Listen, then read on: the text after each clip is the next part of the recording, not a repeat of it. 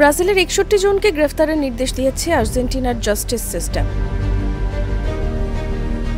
এসব ব্রাজিলিয়ানরা গত বছর ব্রাসিলিয়ায় অভ্যুত্থান চেষ্টার সঙ্গে জড়িত। তাদের নামে ব্রাজিলে গ্রেফতারি পরোয়ানা রয়েছে। মূলত ব্রাজিলের সুপ্রিম কোর্টের অনুরোধে আর্জেন্টিনার বিচারক ড্যানিয়েল রাফেকাস এই আদেশ জারি করেছেন। আর্জেন্টিনায় পালিয়ে থাকা এসব ব্রাজিলিয়ানকে গ্রেফতারের পর প্রত্যাবাসনের অনুরোধ করা হয়েছে, কারণ ব্রাজিলের আদালত এরই মধ্যে তাদেরকে বিভিন্ন মেয়াদে কারাদণ্ড দিয়েছে।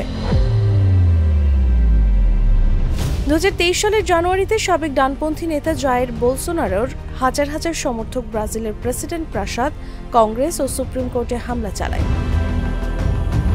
এই ঘটনার সঙ্গে জড়িত শত শত লোককে গ্রেফতার করেছে ব্রাজিলের পুলিশ।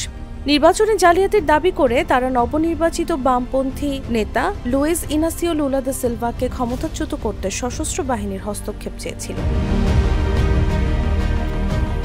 গত জুনে ব্রাজিল জানিয়েছিল হামলার সঙ্গে জড়িত অন্তত ১৪০ জন পলাতককে চিহ্নিত করতে আর্জেন্টিনার সহায়তা চাওয়া হয়েছে। জুডিশিয়াল সূত্র জানিয়েছে ২ জনকে এরই মধ্যে গ্রেফতার করা হয়েছে। তাছাড়া আর্জেন্টিনায় যাদেরকে চিহ্নিত করা যাবে তাদেরকে গ্রেফতার করে প্রত্যাবাসনের প্রক্রিয়া শুরু করা হবে। চলতি বছরের অক্টোবরে আর্জেন্টিনা রিফিউজি আইন পরিবর্তন করেছে, যাতে অভিযুক্তদের নিজ দেশে ফেরত পাঠানো যায়।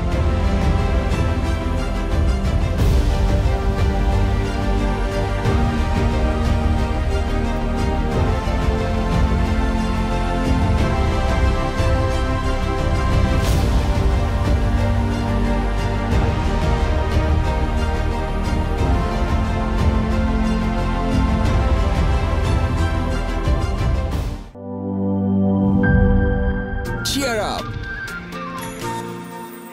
চলো পুরাই খুশি নতুনের সাথে তুলে নিয়ে হাতে Cheer up! Oh oh cheer up! Oh oh cheer up!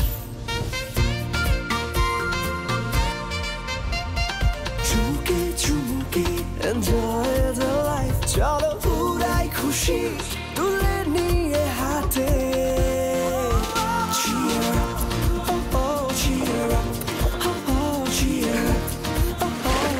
চিল হবে রিফ্রেশিং মুডে।